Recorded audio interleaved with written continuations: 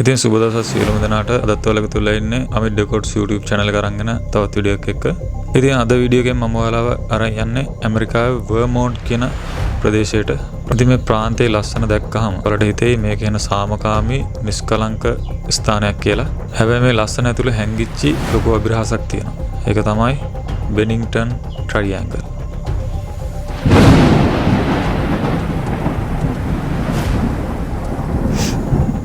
මම හිතනවා ගොඩක් දෙනෙක් මේක අහලා නැතුව ඇති කියලා. ඔයාලා අහලා ඇති බර්මියුඩා ට්‍රයිඇන්ගල් එක ගැන. නැව් ගුවන් යානා වගේ දේවල් අතුරුදහන් වෙන ස්ථානයක් තියෙනවා බර්මියුඩා ට්‍රයිඇන්ගල් කියලා. බර්මියුඩා ත්‍රිකෝණය. හැබැයි බෙනින්ග්ටන් ට්‍රයිඇන්ගල් එක ගැන ඔයාලා අහලා නැතුව ඇති කවදාවත්. හැබැයි මේ ට්‍රයිඇන්ගල් එකේ අතුරුදහන් වෙලා තියෙන්නේ මිනිස්සු. මේ අතුරුදහන් වෙන මිනිස්සු ගැන කිසිම සලකුණක් ඉතුරු වෙලා නැහැ. හිටපු තැනම නැති වෙලා ගිහිල්ලා තියෙනවා.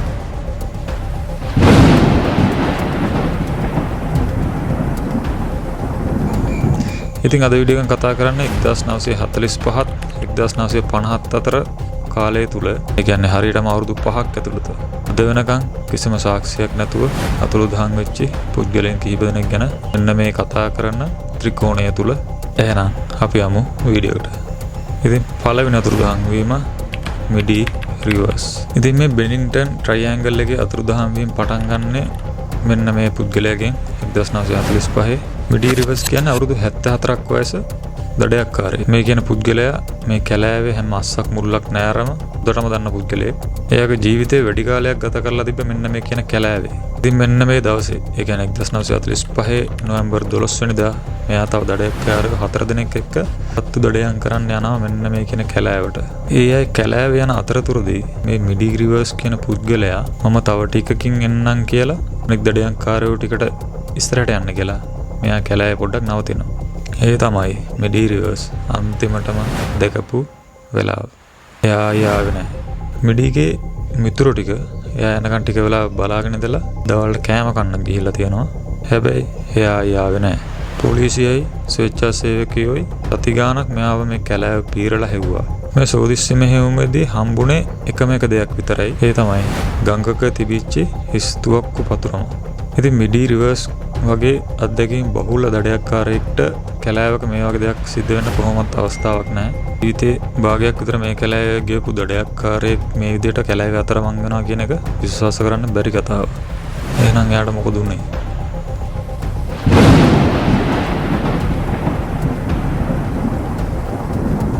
ඉතින් මිඩි අතුරුදහන් වෙලා හරියටම අවුරුද්දකට පස්සේ, ඒ කියන්නේ 1946 දෙසැම්බර් මාසේ 1 වෙනිදා මුළු ඇමරිකාවම හොල්ලපු තවත් සිද්ධියක් වුණා. ඉතින් ඒ තමයි බෙනින්ග්ටන් ට්‍රයිඇන්ගල් එකේ දෙවෙනි ගොදුර පෝලා වෙල්ඩන්.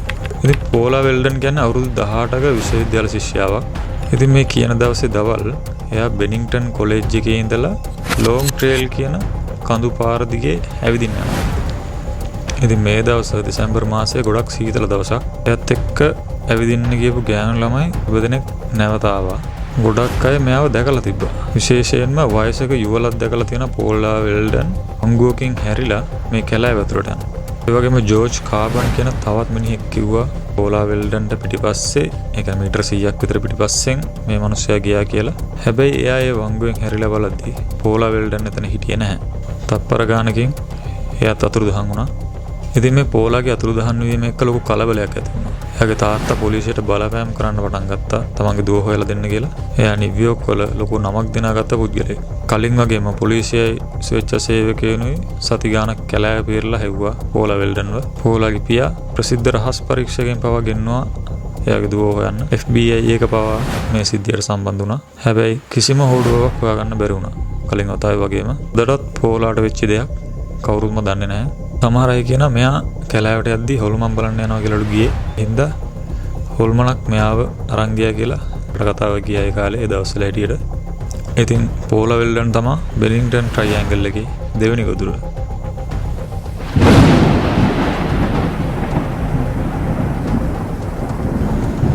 ඉතින් ඊළඟ කතාව තමයි ගොඩක් අමුතුම කතාව.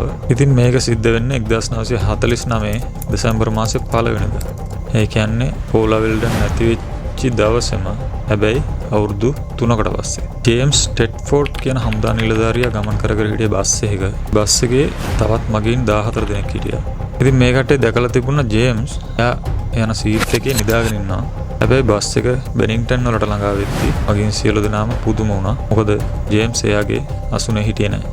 හැබැයි මෙයාගේ බෑග් එකයි ඇඳගෙන හිටපු කබායයි බස් එකේ කාලසටහනයි එයා ඉඳගෙන හිටපු සීට් එක උඩ තිබුණා. ඉතින් දාවන යන බස් එකකින් මිනිස්සෙක්ට යන්න පුළුවන්ද? කිසිම කෙනෙක්ට පේන්නේ නැතුව බස් එක නතර කරෙත් නැහැ කොහෙවත්.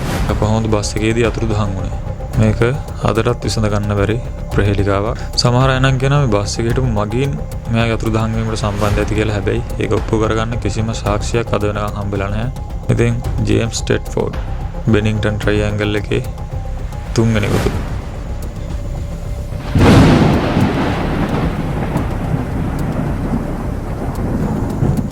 ඊට පස්සේ 1950 ඔක්තෝබර් මාසේ 12 වෙනිදා අවුරුදු 8ක් වයස පොඩි දරුවෙක් අතුරුදහන් වෙනවා. එයාගේ නම පෝල්. එයාගේ අම්මයි මෙයයි මේ කැලෑව ළඟ ඌරන්ට කන්න දෙන්න ගිහලා හිටියා. ඉතින් එයාගේ අම්මා කිව්වා ඌරන්ට කන්න දෙන්නකම් ළමයට වාහනේ තුල ඉන්න කියලා. හැබැයි අම්මා ටික වෙලාවකින් බලද්දි එයාගේ දරුවා වාහනේ හිටියේ නැහැ. ඉතින් මේ අම්මා අඬාම පොලිසියට පැමිණිලි කරා මේ ගැන. පොලිසිය කලින් වතාවල වගේම පරීක්ෂා කරන්න පටන් ගත්ත අතුරුදහන් වෙච්ච ස්ථානේ උණකයෝ ගෙනල්ලා පරීක්ෂා කරන්න පටන් ගත්තා. මෙයාලට ඉව වුණා මේ කුඩා දරුවගේ. හැබැයි ඉව පාරේ ටික දුරක් යද්දි මේ සුණකයන්ටත් දරුවගේ ඉව නැති වෙලා ගියා. ඊට සති දෙකකට පස්සේ ඒ කියන්නේ 1950 ඔක්තෝබර් මාසේ 28 වෙනිදා ෆ්‍රීඩා ලැංග කියන කාන්තාව අතුරුදහන් වුණා මේ ස්ථානේ. එයාගේ ඥාති සහෝදරයෙක්ව මේ කැලෑවේ ඇවිදින්න යන ගමන් ඉද්දි. ඉතින් මේ කැලෑවේ ඇවිදින්න යද්දි ළඟ තිබුණ ගඟකින් මේ කට්ටිය එතර වෙද්දී මෙයා ගඟේ වැටුණා. වැටලා සම්පූර්ණ ඇඟම තෙමුණා. ඉතින් ඊට පස්සේ ගොඩට ඇවිල්ලා මෙයා කිව්වා ඇඳුම් උයලනකම් මෙතන පොඩ්ඩක් නැවතිලා යන් කියලා. එයා ඉන්නම් කිව්වා. ඥාති සහෝදරයාට කිව්වා ගිහිල්ලා ඇඳුමක් අරන් එන්න කියලා. ඉතින් මේකෙන් ඥාති සහෝදරයා ගිහිල්ලා ඇඳුමක් අරන් එද්දී ඒ කාන්තාව මෙතන හිටියේ නැහැ. ඒ දවසට මාස 6කින් පස්සේ මේ කාන්තාවගේ මල සිරුර හම්බ වුණා. ඒ කියන්නේ 1951 මැයි 12 වෙනිදා. හැබැයි පුදුමයට කාරණාව තමයි මේ මල සිරුර හම්බුනේ එයාගේ අතුරුදහන් වීමෙන් පස්සේ පොලිසිය සහ හැමෝම එකතු වෙලා ආව හොයපු තැනකින්මයි මල සිරුර හම්බුනේ. හැබැයි සිරුර ගොඩක් නරක් කරලා තිබ්බ හින්දා මරණයට හේතුව හොයාගන්න මේ කටට බැරි වුණා. මේ තමයි බෙනින්ටන් ට්‍රයිඇන්ගල් එකේ අන්තිම ගොදුර.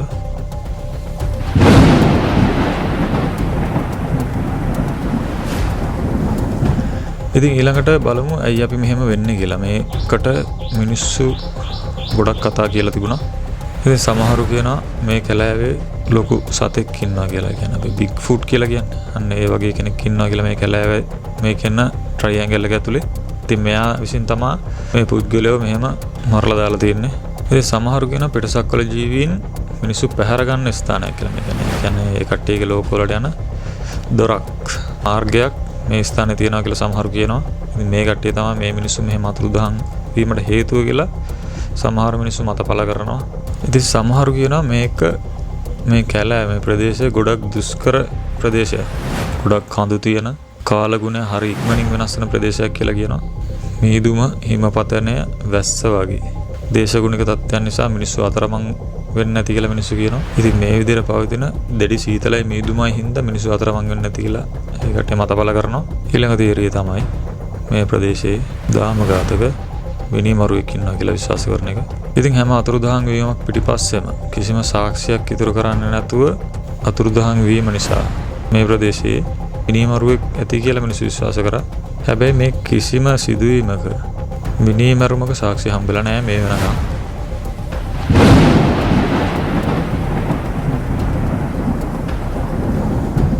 ඉතින් ඔයා මේ සම්බන්ධයෙන් මොකද හිතන්නේ? බෙනින්ටන් ට්‍රයිඇන්ගල් එක කියන්නේ අදටත් විසඳ ගන්න බැරි වෙච්ච අභිරහසක්. 1950න් පස්සේ මිනිස්සු අතුරුදහන් වීම වාර්තා වුණේ නැතත් අදටත් මේ ප්‍රදේශයට යන්න මිනිස්සු බයයි. මේ හැම සිදුවීමක්ම අහඹු සිදුවීමක්ද? නැත්තම් අපිට පෙන්නන බලවේගයක වැඩක්ද? මේ කැලෑව ඇතුලේ තියෙන අභිරහස් මොකක්ද? ඉතින් අද වීඩියෝ එක මෙතනින් ඉවරයි. මම හිතනවා නොදන්න දෙයක් ඔයා දැනගන්න නැති කියලා. ඉතින් මේ සම්බන්ධයෙන් ඔයා මීට වඩා විස්තර දන්නා නම් පහලින් කමෙන්ට් කරන්න. ඒ වගේම ඔයාලට පුළුවන් මේ සම්බන්ධ විස්තර හොයලා බලන්න අන්තර්ජාලය තුල විවිධ පුවත් තියෙනවා. මේ සම්බන්ධයෙන් ආසාවක් ඇති කෙනෙක් ඉන්නවා නම් ඔයාලට පුළුවන් හොයලා බලන්න විස්තර ටික. ඉතින් වීඩියෝ එක හොඳයි නම් ලයික් එකක් දාලා ෂෙයා කරන්න. නොදන්න කෙනෙක්ට දැනගන්න. අපේ channel එකට අලුත් කෙනෙක් නම් පහලින් තියෙන subscribe button එක ඒක click කරලා notification all bell icon එක on කරලා තියාගන්න. එතකොට ඔයාලට පුළුවන් අපි වීඩියෝ එකක් දාපු ගමන් ඒක ඔයාගේ ෆෝන් එකට ගෙන්න ගන්න. එහෙනම් තවත් වීඩියෝ එකකින් ඉක්මනටම හම්බෙමු. සියලු දෙනාට සුබ දවසක්.